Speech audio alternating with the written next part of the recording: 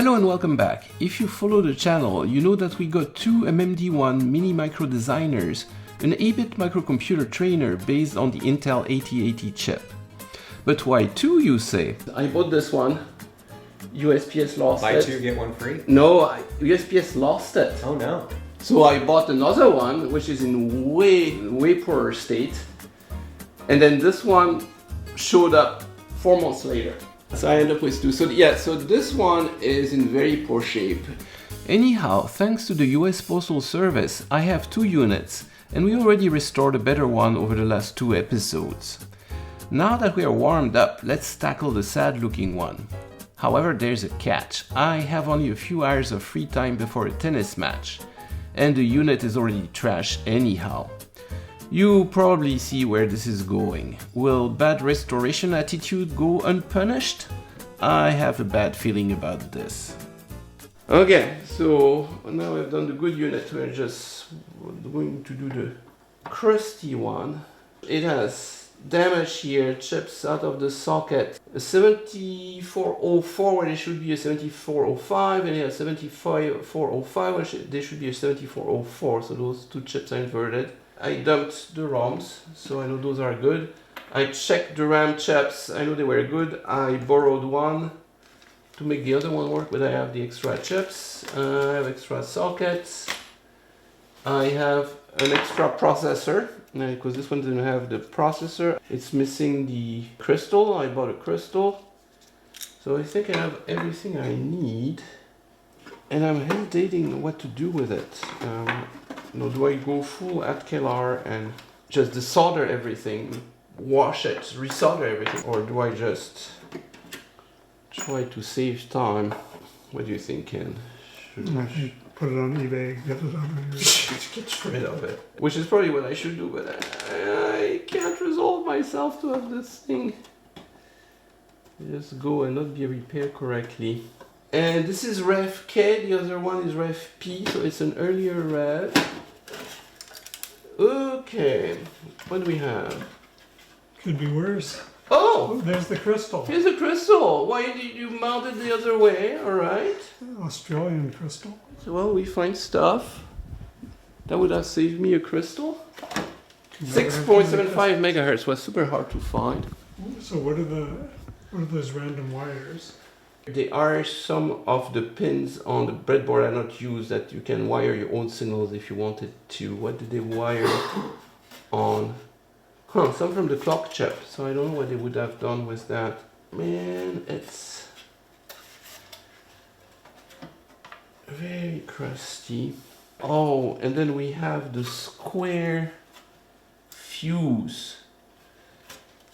That's missing. That's the original.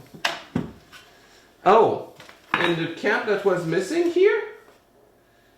They put it down here? It's the upside down. It's an upside down board. And then there's an LED that's missing. And that's crushed. And I have to redo these. These are awful. Okay, well they're already done. Okay, gone. Let me see for that, because that I really don't have. If I can do something with that fuse, find out what it is.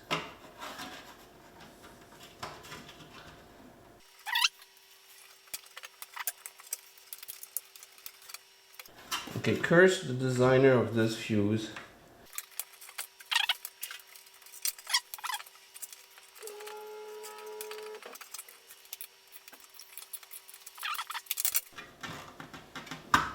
Alright, got it. Brand, anybody? Do you know these? Looks a bit like this one. Oh yes, you found it. Just why? I just search for square fuse. It's on DigiKey? Yep. So wouldn't you know it? The other unit has it too. So this is how it looks. Press. Oh yeah! And it reveals a completely standard fuse inside. Half amp fuse. Just stick it in there.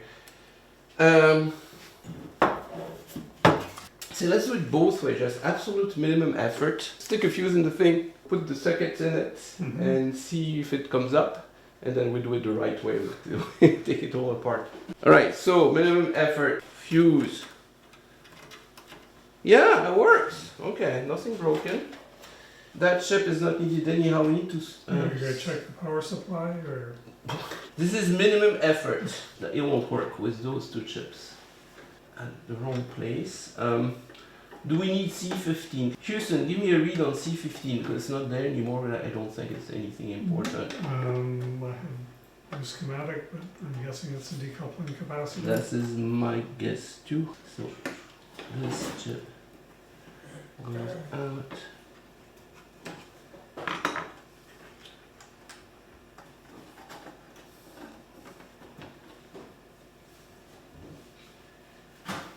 And did you notice there are little stickers with dots of color? I have no idea. Yeah, I found those a little ominous.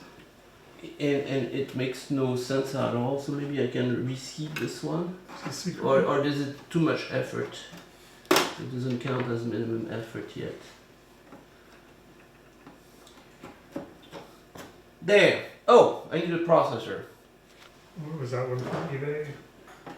No, the processor on the other one is from eBay. This one is from the other unit, but it's a national semi, so there is a good chance it was an eBay processor. Because the Intel are valuable, but not the national semi for good reason, right? Okay, I went behind minimal effort. This one had broken pins, and I replaced the pins already. No, that's the wrong chip. That's the wrong chip. No, that's oh yes, it is. No, actually I said wrong, not wrong. Oh, but I put it in the wrong position anyhow, so you saved me. By pure accident. That can be accidentally helpful. So we're doing the bad restoration job. Just okay, Joe. Do you think that will work? I think we've done enough work in that thing. We plug it in. Let's go. Oh, this one. Hold on. This one is okay. Yeah, this one ain't good at all. Yeah, this one was smashed a little. Well, we don't need that part. It's not used for anything. Okay. Do we want to push those back up? Nah. That's too much work. The caps. Caps are always good, right? So we don't need to check those. You want your safety squints? I don't want to get hit by flying 80 birds. He did. He has the safety squints.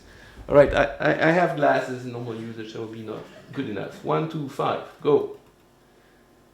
Nothing. Is the switch supposed to light up?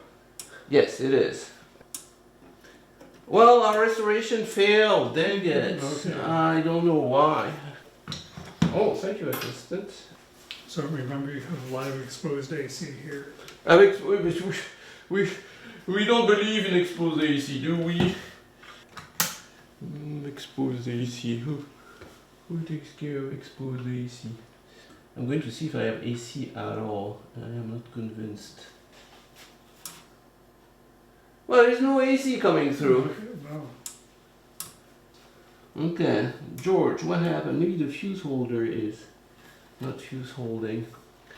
Oh, this is... I saw 11 volts there. There you go. Wait. Oh, she. This is annoying me to know I am. Alright. Woo! I saw sparks! So we have live AC, that's good. We do. We've got almost 13 volts. What does that? Across the fuse? And it doesn't matter if I have the switch on or off. 60 hertz at least. Well, that's the right frequency. Did you pay your PG&E bill? They've cut you down to 13 volts. I have no success at being a bad engineer, so I can't do it. Okay, that's 122 volts. I ran 16 volts, so PG&E is working with me. Oh, but it's not making it on the other side of the fuse. Well, guess what? I blew the fuse in the previous Sparky incident, and I was being so careful all along. After replacing the blown fuse. So, I have power here at the input of the switch, and I have 0 power here at the output of the switch. So switch, not switching. So since we are professional restorers and do it the right way, I just shorted the switch with a wire lead. And this is perfectly safe. This has never killed anybody. I put conductive stuff underneath just to be sure. I'll just hide this away. Ah, here we go. See, my repair worked. It's repaired. Reset. Oh, that doesn't work. It makes the lights flash. Well, we have we have all good LEDs. No, we have one bad one, except over here where there's no circuit. All right. We restored it. Done. Sell it on eBay. Test it. Guaranteed good. Oh, my lit switch did work. So actually, if I open it up, I repair it, it will work. So, okay, let's see if we have some clock. You know what? I forgot. I removed the jumpers here, which is how the LED do latch. So maybe I need to put them back and let's see if that does work. Oh, wait, I saw the lights blink a bit. Oh, they blink dangerously. Oh, yo. Important computation is happening. All right. Okay, anyhow, I'm sorry, we don't have a switch, so I have to unplug it. Let me actually make correct jumpers for this thing.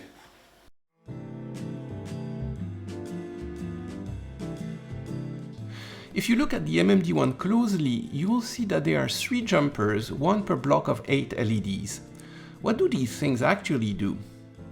It's part of how the MMD-1 implements 24 output pins, which also control our 24 LEDs, cleverly making this little computer behave like the granddaddy of an Arduino. The circuit is arranged so that the LEDs will be recording the value of the data bus when an out instruction to addresses 0, 1 or 2 is executed, or port 0, 1 or 2 as I/O addresses are usually called, to differentiate them from the memory addresses. Although on the Intel 8080 they are all one and the same, there is only one common address bus for both. You can see that the 74LS42 chip is continuously watching the lower 8 bits of addresses. It is a BCD to 10 lines decoder wired in such a way that each of its 10 output lines will become active only when a matching 0 to 9 address is appearing on the address bus. 3 output lines corresponding to the detection of addresses 0, 1 and 2 are then connected to 3 NOR gates. These gates will only let the signal propagate further when the out signal is also active, which means that these signals will only go further when the processor is executing an out instruction. So let's assume the processor is executing an out 000 instruction. 000 will be present on the 8 lower address bits, triggering the decoder output line 0, which will then be led through the NOR gate by the out signal. The signal will then propagate and reach the latch lines of the port 0 latch chips through our jumper J. That will cause whatever value is on the data bus at the time to be latched or memorized by the 74LS75 latch chip. The data value will then appear on our LEDs and stay there until they are changed by another out instruction. So why did they provide jumpers? It allows you to latch the LEDs on other sources than the output port addresses. One application that comes to mind is for debugging. For example, you could wire the latch of one LED port to the memory read signal and another port to the memory write signal. Then you'd add a little bit of logic to single-step your processor, something that all the instruction books show you how to do. You would then be able to observe the data bus values at every step, or just let the processor run and admire the blinking light activity. However, I had yanked the jumpers, I just couldn't stand them. In keeping with the poor overall build quality of this kit, the builder used the wrong wire gauge and forcibly mangled the jumpers into the sockets. Without the jumpers, the processor will still run fine, but the display values will never be updated, so it will look as if the machine was dead. I need to put the jumpers back in, but for God's sake, not the original ones. I can't get myself to remount those horrible original ones in it, so I'll just do.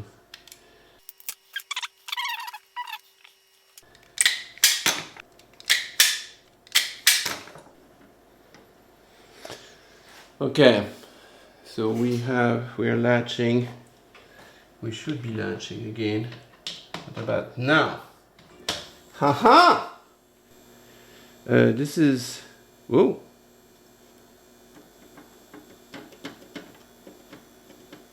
Oh. Well, that's 300 and something, so some stuff did work. Can you hear the noise? Yeah, it sounds a little alarming. Oh, that makes nice noise. The fact that it started at 300 is correct. And the fact that it latched this means I bet you there's computer activity somehow. This thing is in perfect shape. So I'm at it. Check the power supplies. 4.8, it's trying. Doesn't look like excessive ripple. 12 volts. -1. Actually, on the 5 volt, I think there's an adjustment in the board below, so we could adjust that. So that's working. Okay, I do have clock. Good clock. Phase 1. Phase 2, good clock. Pin 1 is what? A10. A10. We have A10. So we have addresses, processor is running. Is it going to give me data? 3, 4, 5, I'm very close. I have data.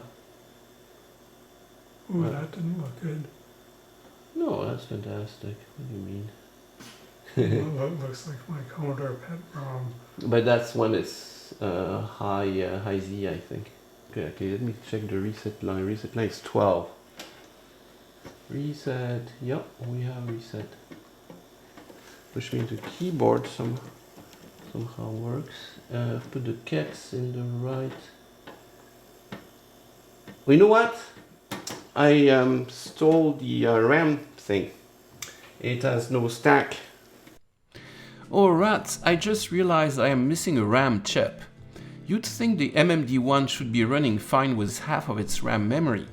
Hell, the original Dynamicro had only 256 bytes of RAM, half of what we have here.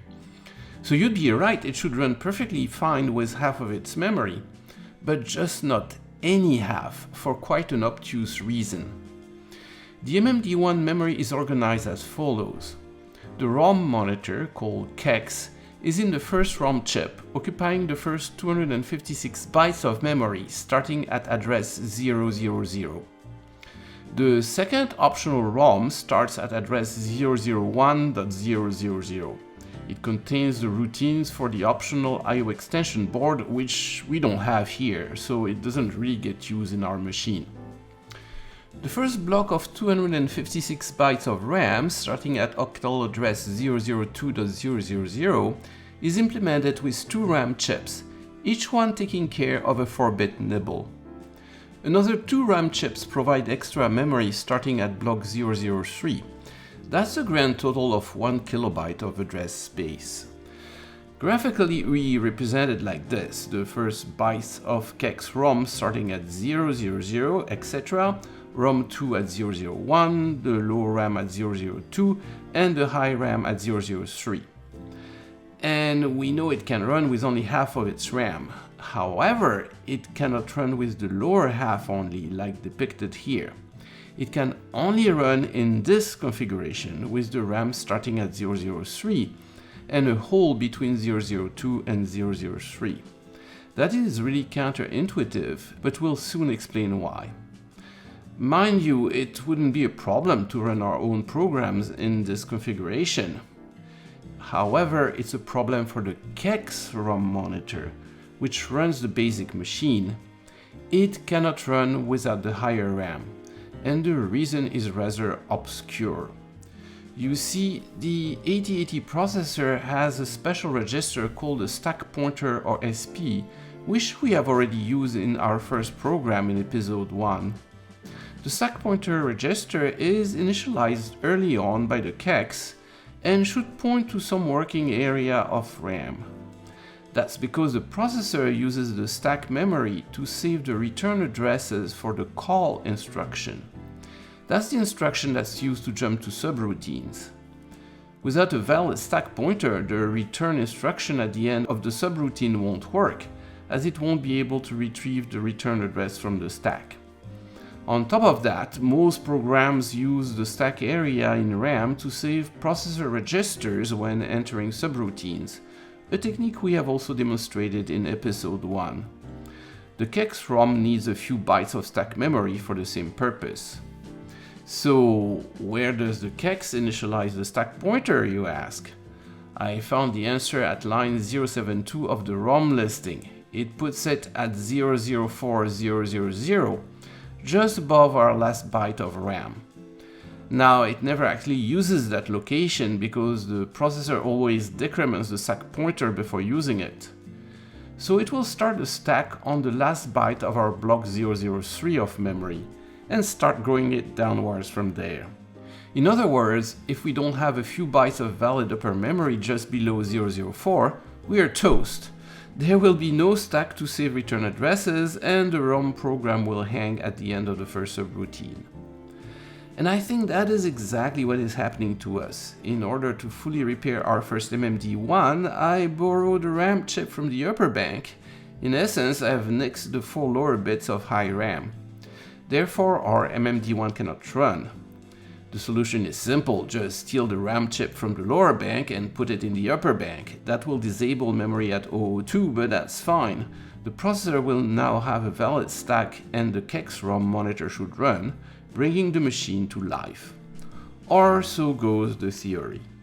I'll solve it from the bank below.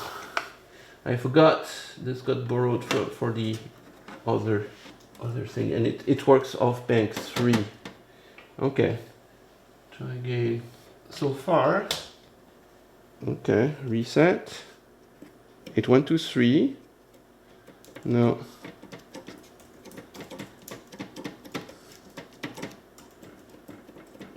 Still not happy even. Oh.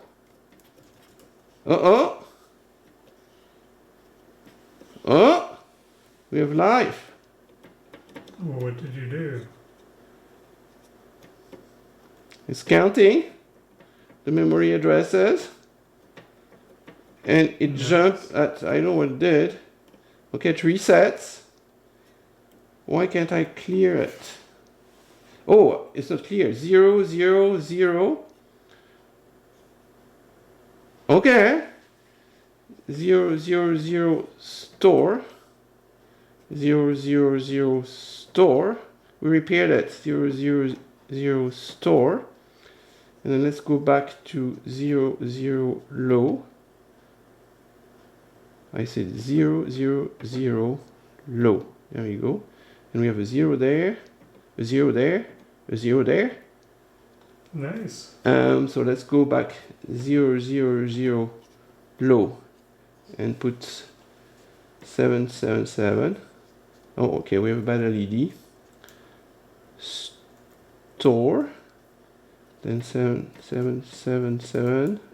Well, sometimes it works. Store. 7, 7, 7. Store. I'll go back to low. And I have 7s.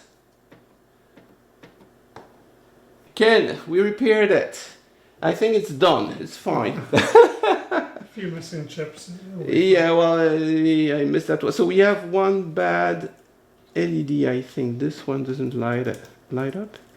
Yeah, it never lights up. So I have to check what's wrong with that guy. But apart from that, let's do 777 high. Okay. We don't have a chip here, that's why. Okay. 777 low. Yeah. Went there. We have a second working MMD-1. Man, I am sort of surprised. No bad sockets except this one. Put the chip in the right order. All right. Reset. Yeah. Goes back to 3 and goes back to all 1. So it looks like it's only one LED or bad circuit in there. You have to debug that, but I'm done for today because I need to go to TNS. That's impressive, though. Yeah, and it's beautifully repaired. Just a little cleaning and... Nah, it looks good like this. Alright, our second MMD-1 looks gorgeous. It's a mint unit. But you know what? It works. We'll restore it the right way in the next episode, promised. And it might end up looking even better than the first one. See you then.